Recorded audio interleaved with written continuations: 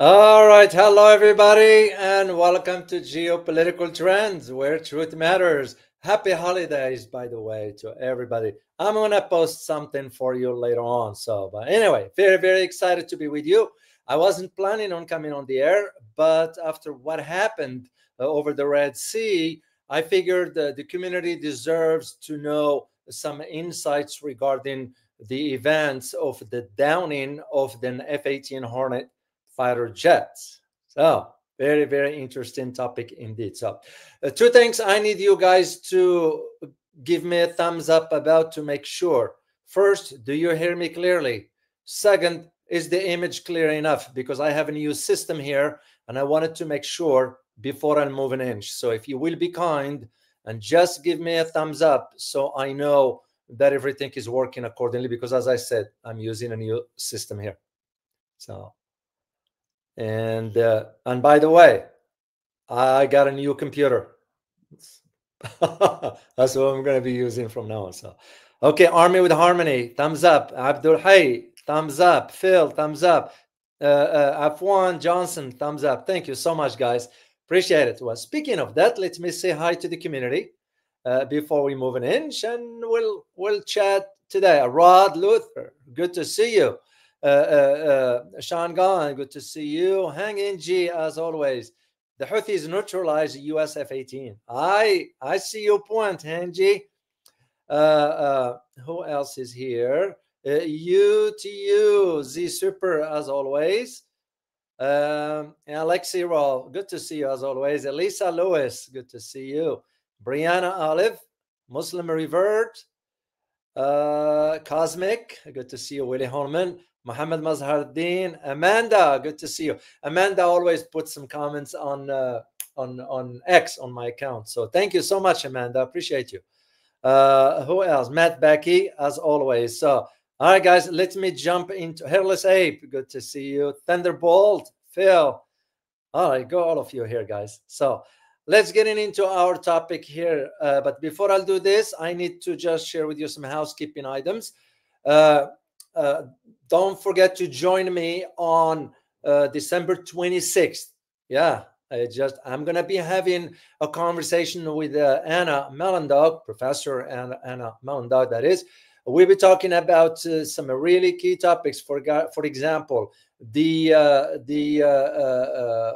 military grade uranium found in Philippines. I know some saying, "Oh, it ain't happened," but it did. Second thing, we'll be talking about some missile systems that Philippines is looking for. The second thing, and that one will be on December 26th. Second thing, I'll be joining with my friend Carl Za on December 28th. Nighttime here at 8 p.m. It will be 9 a.m. the next day in Bali, Indonesia. And the last thing is the community conversation. Yes, I will be having a community conversation on the 29th, which is Sunday. And I will be joining by Dr. Stewart, who will be answering your questions about, believe it or not, Parkinson's, for those who wants to know the ins and outs. Dr. Stewart knows a great deal about the chemistry of the brain pertaining to Parkinson's, whatever. So he's going to be answering some of your questions. It was kind enough of him to join me here. So, all right, let's get into our topic here. And we're going to start with the key question, of course. And I'm going to share this with you right here. Questions. How serious is this development? I mean, we're talking about the downing of a fighter jet. Okay. Second thing, that's beside the point. Second thing is the optics of it. It doesn't matter. It doesn't matter whether it was shut down or it was a mechanical error, whatever. The optics of it. Like I always say, in international relations, context matters. Something of this magnitude matters. Third question is, are the Houthis, or Ansarullah that is, in possession of advanced systems? Because to take down an F-18, you have to have an advanced system. And those the questions I'm going to try to provide you an answer with in this analysis that I'm going to be doing for you guys. So, all right, as I mentioned, Houthis announce. Let me see if I have I did have some pictures. All right, let me see some pictures here. Now, this is the missile system that was used, and I'm going to get into all that. So, suffice it to say, for now, is that the Houthis announced the downing of that this shut down an F-18 Hornet while trying to confront both the United States and Britain. Because Britain, you know, of course, Britain will have to always get its nose involved in things that doesn't belong to, but Britain has no choice but to follow its master. So, because both those countries, meaning the US and Britain, launched air raids on Yemen of late. So, now, as I said, beside the questions I ask, how accurate is this? Okay, well, the question is, will the Houthis just come up with something like this? In other words, will they lie about it? Or was it something else? And this is what we're going to try and to figure out in this analysis, because it's very, very, very important. Well, the Brigadier General, spokesperson of the Houthis military, his name is Yahya Sari. He's the one who announced the downing of the F-18 as of Saturday, which was recently, of course. Of course, in addition to the targeting of the F-18, it was also the targeting of the USS Harry Truman. And I have a picture here for you guys to see. This is a picture of the USS Harry Truman. So it was also targeted during that time. When exactly, it didn't disclose that one. So, and this, the operations of the Houthi succeeded in pushing the sort of thwarting, if I may use the term, the US-British attacks on Yemen. So, and this is exactly what the Yemeni spokesperson is saying, is that any, and I quote here, any American-British folly will be met with a strong response.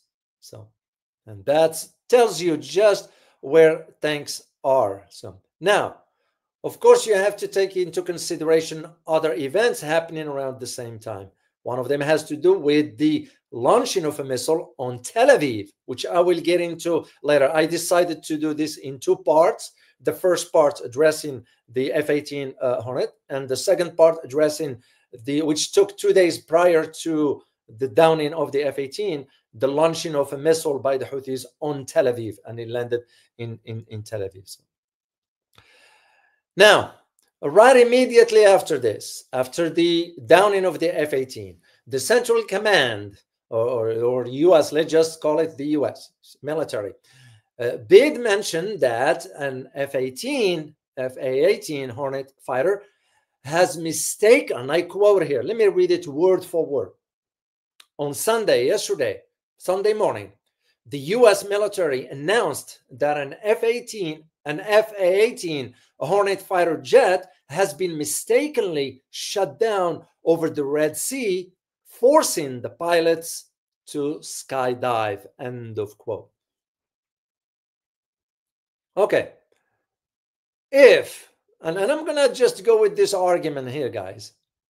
If it was a mistake, why will the US respond as of yesterday to attacking certain locations in Yemen? Okay, why the US didn't respond, let's say, a week ago?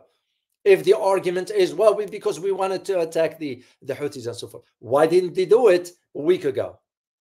So to me, it just didn't make any sense. And that is why the idea of, oh, it was a friendly fire or friendly mistake, but at the same time, we're still going to attack or respond or raid the Houthis. Well, why would you do that if it's not a response for downing the F-18? What do you guys think? Because I need to have your input into this. I know it's very sort of challenging point, but in your opinion, was the F-18 shut down? When I say shut down, a missile was used, some sort of advanced system to bring it down. Just yes or no. Please answer yes or no in the chat box. So please, just for me to get you a part of the conversation like we always do. All right, let me see. I'm looking at your answers, guys, here. on the chat box. And so, was the Houthis downed the F-18, or was it a friendly fire per se, as the Pentagon claimed?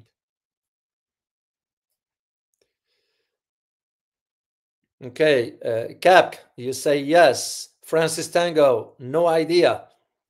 You got a point there, Francis. You know, some might be, which is smart to be skeptical about things till you find the facts. So, Rafael, go on. You say it was shut down. Bebs, you say, I think it was ZN. You know, I don't want to put that. I'm going to share it on the screen here. Just, you know how it is with YouTube. So, which would not be surprising. You know why?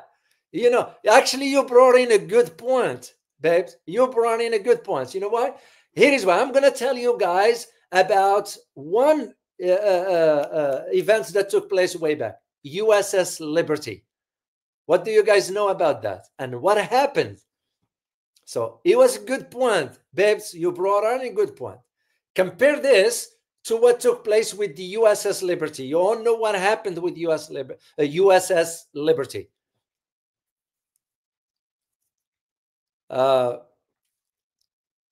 So that is why you have to really keep your mind open just to understand where things are. So, because for the Pentagon to say, well, it was a friendly fire, well, wait a minute. We're talking about some advanced systems here and how this friendly fire will mess up an F-18 that is all over the radars and so forth.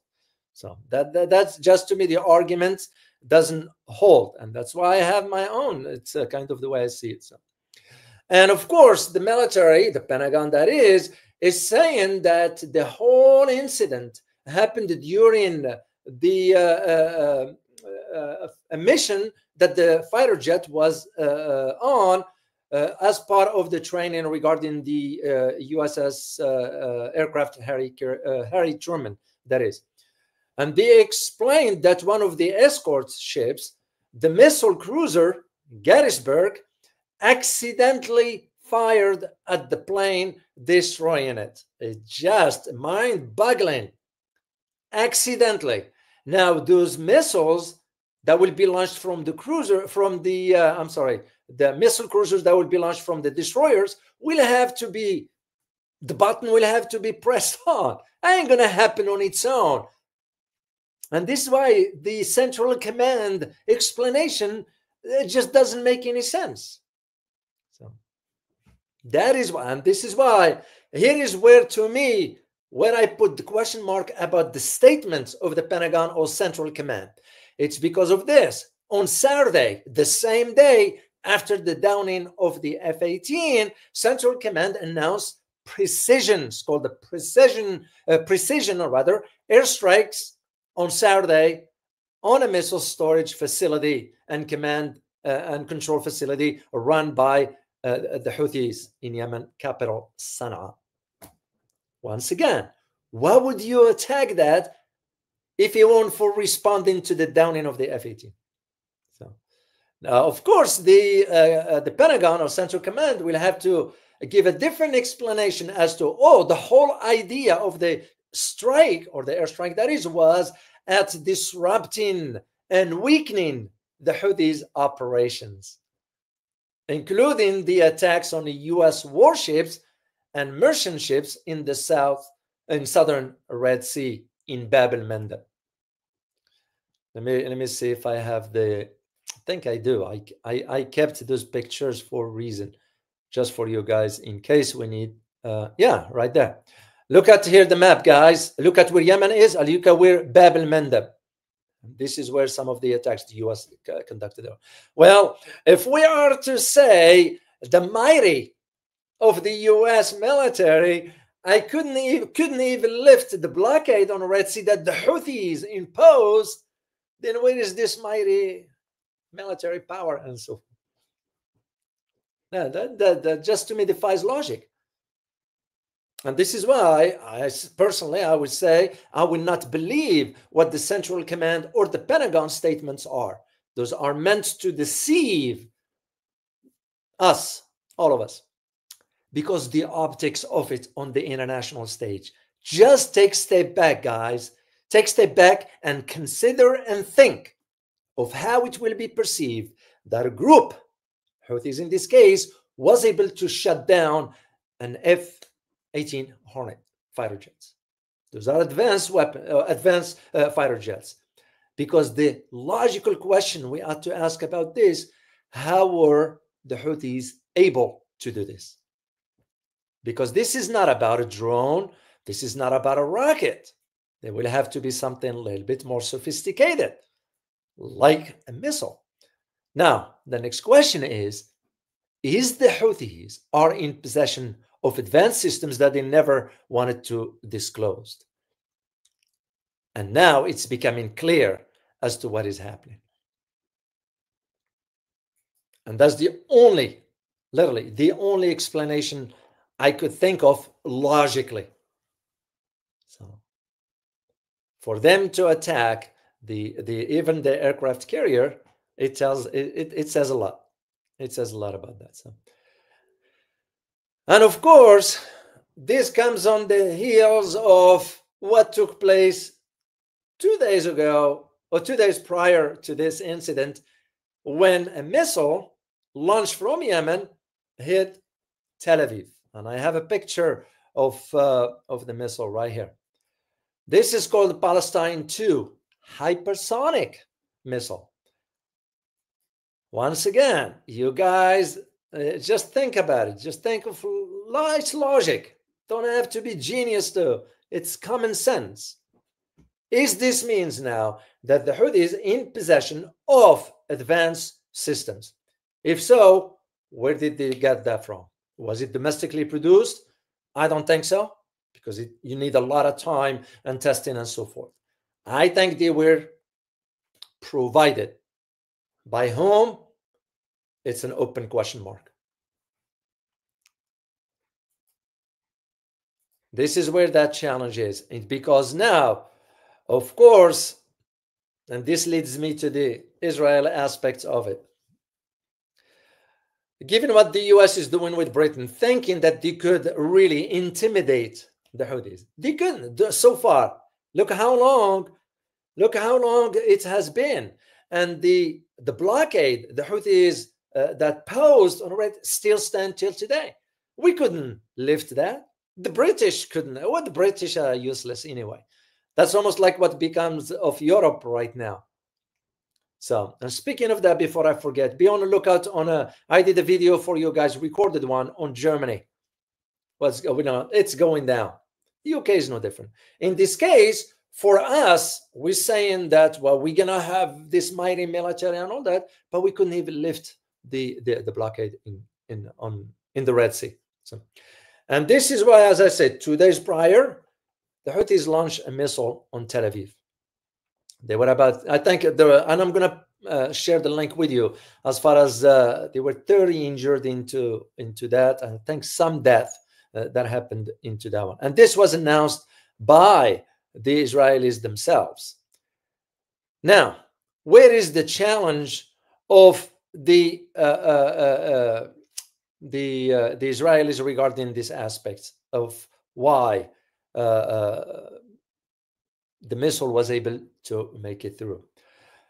The Israelis themselves are saying, when I say Israelis, I'm referring to the government, but mainly the military intelligence within the IDF. What they're saying is that the Israeli military, the apparatus, all of it, failed to intercept a missile from Yemen launched by the Houthis in Tel Aviv. It was sent to the area of Jaffa area. So, and this was reported in the Israeli media. So, because you couldn't hide something like that, and you won't be able to hide something like that. Let me see if I have a picture of it. No, I don't. Sorry. No. So the idea, and this is why Israel responded and so forth. But that's not about all this, because here is where the problem for Israel.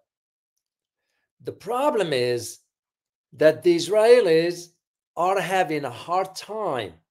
When I say Israelis, I'm referring to the intelligence. military and civilian, Mossad included, they're having a hard time allocating the locations of where those missiles are in Yemen. And this was sort of disclosed by the Israeli government itself. And by the way, there is not a confirmation, but a statement that this type of rocket, the Palestine, so let me show you the picture again. Palestine 2, right here. This one here, guys. This one, Palestine rocket, was developed during the Israeli war on Gaza. It reaches its final speed of 16 Mach, which makes all, listen this carefully, guys, makes all interceptor systems in the region unable to counter it. And this is the reason why the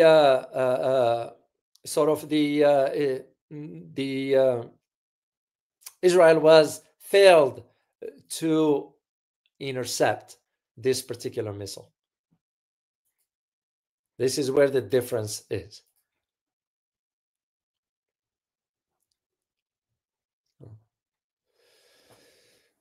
It was reported by an expert, a military expert, by the name of, I think I looked him up. It's not I think, I did look him up. He's a colonel.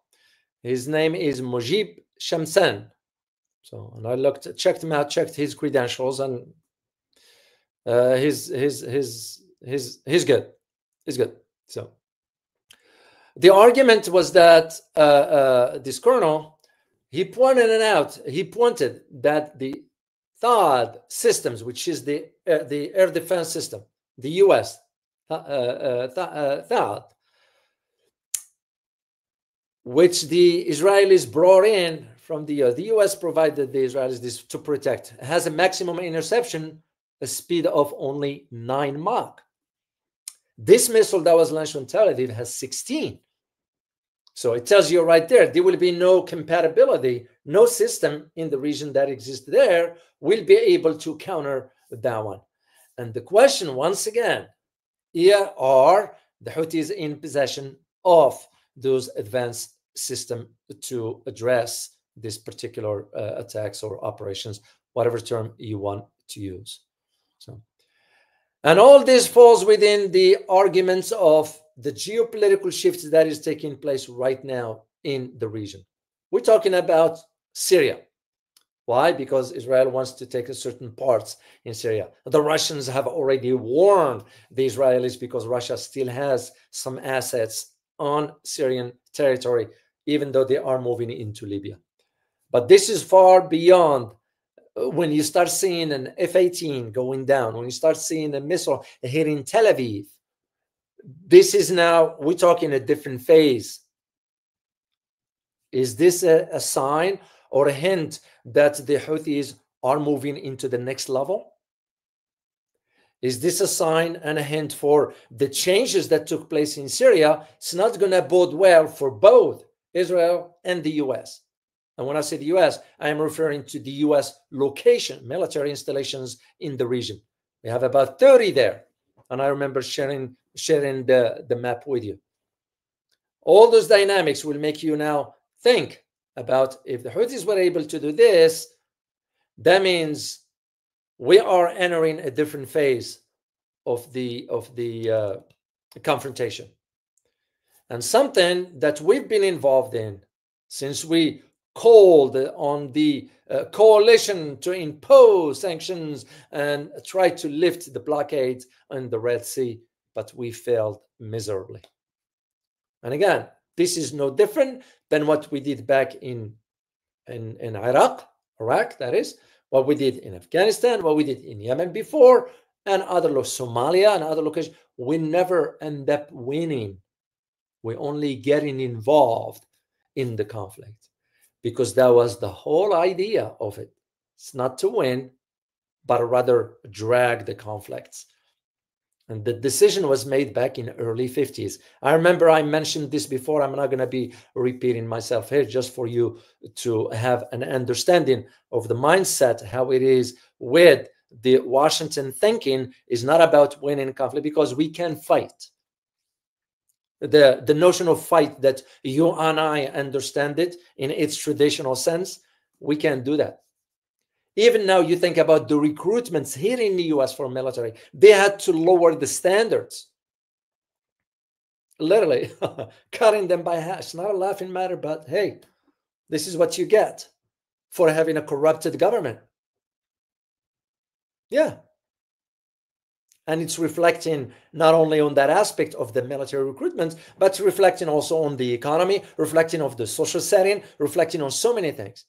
We don't have yet what, for example, Germany now it's going through. Well, we don't have what UK is going through, France, Italy, Spain, you name it. You all know about Europe.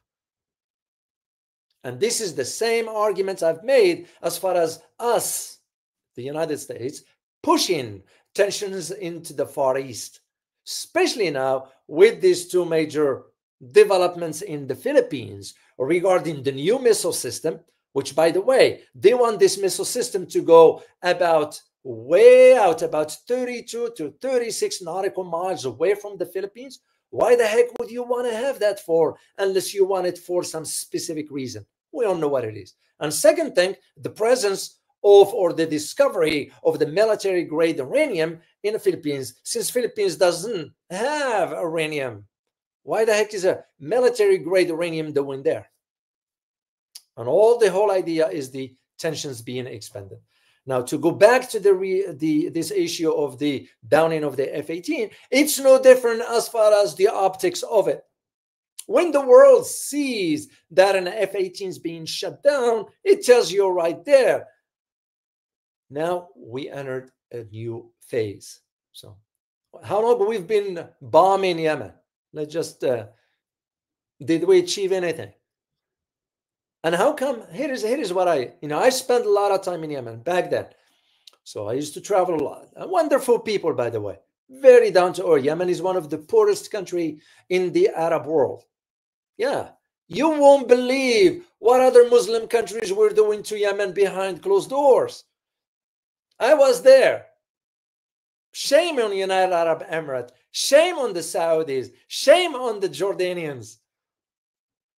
Yeah, they were providing the airspace, providing logistics, providing everything, even supporting the blockades of food that won't get into through the Aden airport and Hodeidah airports into Yemen. So, and yet, what have we achieved? Nothing. Saudis weren't able to fight in Yemen without the support of the US. Who was providing the targets? We were. And who was even flying some of those planes? Some of us. So when those Muslims are saying, oh, unity, brotherhood, it's nonsense. It's a damn hypocrisy. Because Muslims are known for talking, but when it comes to action, that's when you find out. It's like what the last emperor of Rome, Marcus Aurelius, said, watch what a man does, not what he says. Muslim countries are nothing but all these hypes about God and whatever. You guys got the idea. You got the idea. And now here you have a group that is standing firm, strong. Houthis, that is. We couldn't defeat them. So the success of it's and still the idea of taking down an F-18, it tells you some changes have happened. Same arguments can be made about the targeting of Tel Aviv by a missile from the Houthis, a hypersonic, that is, because that missile it was used, it was a type of hypersonic. And the defense system in Israel couldn't intercept that one. As a matter of fact, the intelligence, as I mentioned earlier, they are struggling to find out the locations of. They just couldn't. And if I know one thing I've learned about the Yemenis, they are fierce fighters. You won't intimidate them. They don't get intimidated. And this scare of death, whatever, it doesn't mean a thing to them. But they will fight you till the end. Same thing was in Afghanistan. So same thing was in Iraq. There are some of us in the West do not understand this kind of how people see life differently than we do, because they don't live in this comfort. They don't live in this, if they find something to eat, they are happy about it. If they don't, life goes on. So if the Americans or the Brits or the Germans or the French or the Italians or whomever come over with that attitude of superiority, it doesn't cut it. And this now is an example of really this shifting landscape, the geopolitical landscape that is in a region that will now change the trajectory. Because now you're going to have to see it this way. If a conflict erupts, the targeting of the 30 bases in the region, West Asia or Middle East, that is, with American presence there. And those Arab systems or Arab monarchies that have been supporting, Qatar behind closed doors, cutting a deal with the US for the largest military presence. Saudis behind closed doors. Jordanians, because it was never about the population. It was about the survival of the regime, that is. Even Egypt, even Turkey. I'll go as far as saying, you remember the video I did for you guys about the Azerbaijan and Turkey providing oil and gas to Israel in conjunction with the ongoing war in Gaza. Well, if you take stand, why would you want to do that? Or you say we stand for this and you do the opposite? Hypocrisy of the highest order. That is where the problem is. So now, just when you think about the statements by the Pentagon and the Central Command, if you only know how the media is, and this is not just in the US, look at just in the West, when I say Western world, that is, look at in Europe, for example, especially now, I look at Germany because I did the research, guys. I did the research before I did the video for your recorded one, that is. So, and by the way, my editor removed the soundtrack, and thank you guys for sharing your feedback, because your feedback matters to me. And so I asked him, please remove that one. So the idea of, you look at where Germany is going, economically speaking, but socially also, the social, where things are headed, their own making. Of course, we have to facilitate that behind closed doors, because we never wanted to see Germany moving forward. So the same argument I will make about what's going on in West Asia, or these attacks on the Houthis on the Red Sea. It's just because we wanted to maintain the tensions going on by pulling in other countries into the conflict. We don't do the fighting. No. Same thing I see now unfolding in the Philippines. So that is where the key arguments into this. By the way, guys, please hit that like button and subscribe to the channel if you have not done so. I think we're going to miss the target of 100K by the end of the year. But hey, life goes on. So I would greatly appreciate if you could subscribe if you are here for the first time. So Francis Tango, thank you so much. Appreciate you, man. And your question from you is, what kind of weapons do you need to shoot down an F-18? What do you guys think? Well, you need a missile that is heat sensor that will follow the plane, because the fighter jets emits a lot of heat and so forth. It will be a sensor missiles that will fire, that will track all that till it hits the target. So basically, it will be advanced systems. You can't do it with drones. You can't do it with the rockets, whatever. It has to be some advanced systems.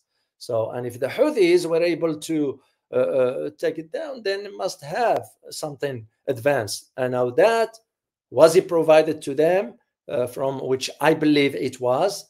Yes, they could work on their own. It's like what Hezbollah did in Lebanon. They developed their own type of rockets and all that stuff.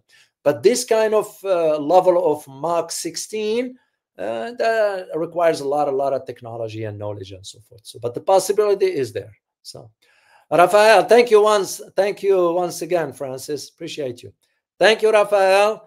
You wrote, did you realize that quietly everybody is referring to Iran as a nuclear state?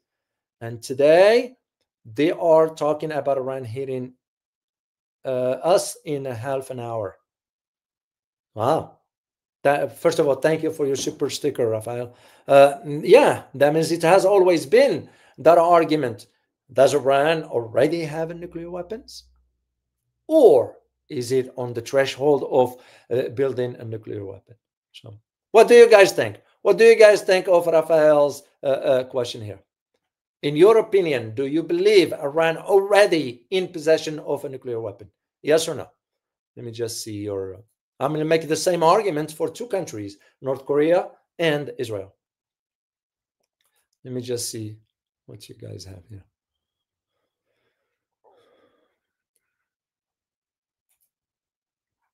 Karakulak, you say no. Tony, you say no. Army with Harmony, you say no. The Great Snafu, you say no. Atinwu, you say no.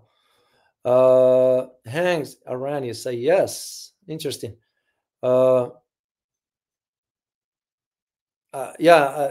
me personally, and again, based on what I know, it's they don't have it. That's my opinion, and again, my personal opinion. But they are on a threshold of doing that if that is one. Yeah, that's the way I look at it. Now, this is different than North Korea and Israel. Now that I know for a fact. So. Let me share this with you guys. Sorry, not this one right here. Lens Inc. Thank you so much for your super sticker. You can program missiles not to hit your own signature. I see. Yeah. To those who understand that the missile technology and so forth, there's a lot of ins and outs, and this is in response to Francis Tango's question. So thank you so much, Lens, for providing this answer. Greatly appreciate you for that. So that is one of the how it works with this kind of stuff. So the idea of Iran, to me personally, I think they are on a threshold. They could do it in no time if they want to, but for now, and again, I could be wrong. That's just my own thinking. In the case of North Korea and Israel, yes, they do. Yes, they do. As a matter of fact, there are even other countries in the West Asia, but they don't have it on their soil. They have the weapon elsewhere. Let's say on an escrow account, if I may use. Read my Saudi book, and you will understand. So that's the way I see this one here working. So let me just summarize here before I sign out, because I need to go do a few things. The holidays, you know how it is. But I also need to prepare for the interview with Anna on the 26th. Remember to join me on the 26th, on the 28th at 8 p.m. with Kalza, on the 29th at 12:30 for the community conversation, and we close the year with that. So that is one. What was I going to say? I forgot. It'll come back to me. Just please prepare your questions for the community conversation for Dr. Stewart. Specifically, that stuff has to do with the chronic diseases like, Alzheimer's, dementia, Parkinson's, and so forth. All right, let me summarize just this here before I sign up. The idea of that the statements by the Central Command regarding the friendly downing of F-18, it just doesn't make any sense, the arguments for it. Again, I go back to the same argument that if it was friendly, why would you retaliate and attack in locations in Yemen the same day after the downing of F-18? Why didn't you do it a week before? So, the other hand, the Houthis announcing this, I don't see any reason why will they lie about it. For what? Same argument I will make for the Houthis. Why the Houthis didn't say this a week ago? So that just, it tells me if they succeeded in downing the F-18s, the optics of it will be big. And the US doesn't want that image to be portrayed as like with all this mighty military that is basically useless. So That's the way I see it. So the one thing that I need you to get out of all this is that this one now will change the calculations, geopolitical one that is, for all parties involved in the region and elsewhere. Because Mike, my word, China is watching about this. Russia is watching about this. Russia might be the one provided the Houthis with those type of missiles. We won't know. So you could, because if a country provides, you can make some modifications, minor ones, and use it. So what's interesting, even regarding this aspect, is if it is the case, are we going to see more intensification? In other words, the tensions between the Houthis and the U.S., Britain will intensify even more. But even with that, well, the U.S. and Britain, and we couldn't defeat them. It shows you it's not about the mighty military or whatever. It's about right here. There's no fear. They are defined to challenge whomever. And they'll do it. I spent time there. I saw. They were kind to me. I tell you this, guys. I used to go downtown Sana'a by myself, walk around, and I speak the language, and I don't have blonde hair and blue eyes. You get the idea. But they were kind to me. But again, because they can differentiate between if somebody treating them humanely, like you and I, it's the arrogance part that is part of our DNA. Not all of us, of course, I shall not generalize, but that attitude of superiority. You look down at people. You can't do that. You know better than others. Just because you happen to live in the West or live whatever, who gives a damn about all that? Why don't you just be kind and treat everybody nicely, human to human? And to them, if they sense that in you, oh, they'll get on the edge with you. And we're seeing it right now through what they are doing. Because here, months and months and months, we couldn't lift the blockade on the Red Sea. Still persist. Dare any company to send its ships through the Red Sea?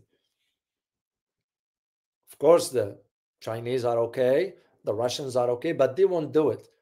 Why will they even go into it? But just though the Iranians for them, but they won't do it anyway. But there, any Western transport will go through there, and they have one condition only. The Houthis have one condition: is for Israeli to stop the attacks on Gaza. So, and this is, to me, was like, okay, if I can see the reason why the U.S. will have to issue those statements to counter argue. You know how it is with the information war. It's nothing new. Nothing new. So, and that is the reason why I wanted to talk to you guys about this, because I need you to have an understanding before. It's going to be a lot of spinning regarding this information. And even I will go as far as saying that soon enough, you will see some technical explanation coming from the Pentagon to the media, and the media will release it to the public. Oh, here's the technical stuff, because average Joe, average Jane, I don't understand that language. So when I read that, I say, oh, that must be a mechanical error. No. So it's because he looks bad. He looks bad. So, and that's why I want you to have that information. All right, guys. Thank you so much for being here. I'm glad the screen is not flickering. Nothing happens. So the screen is good. So it was, I even didn't use this one here today, DJI, because I wanted to try this new system on these computers, brand new, but it's working. So, but I like this one. I like DJI. So good product. I think when I go back to China next year, I'm gonna buy some other. They do have some good products. So, guys, I do wish you, again, I will post something for the community regarding the holidays, but I do wish you happy holidays for those who celebrate Christmas and whatever part of the world you're in. Wishing you a happy holidays with you with your family, your loved one, that is. And I'll be seeing you on the 26th for my conversation with Anna Malindog. She's brilliant. She has some information. I'm still waiting to hear from the vice president of the Philippines. I was gonna interview her right here on this channel. So I hope her office get back to me ASAP. So I don't want to drag this forever. Either they tell me yeah or nay, and I'm okay with whatever. So, and then I'll see you then. All right, guys. As always, remember, geopolitics impacted daily life in more ways than one. Till next time, guys. Bye-bye.